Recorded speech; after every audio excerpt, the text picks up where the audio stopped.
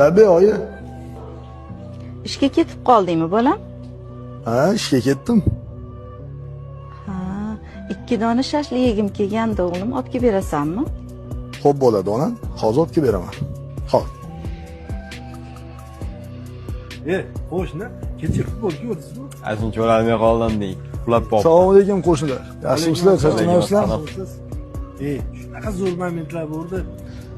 Aka, mana zakasiz 6 ta puskova 2 ta non. Rahmat. Sog' bo'ling. Sog' Keltiring. bo'ling. Qo'shingizni qarang. Tayyor mashinasi turib o'sha piyoda borib ketdi. Ha, gapiring. Juda ziqiladi. Chaqiring yediramiz. Qo'shni. Qo'shnilar, nima gap? Yaxshi o'tiribsizlarmi? Qo'shni, ajoyib odamsiz-a. Tayyor mashinasi turib piyoda o'sha yoqqa borib kelganingizni qarang. Juda ziqli odamsiz-da qo'shni.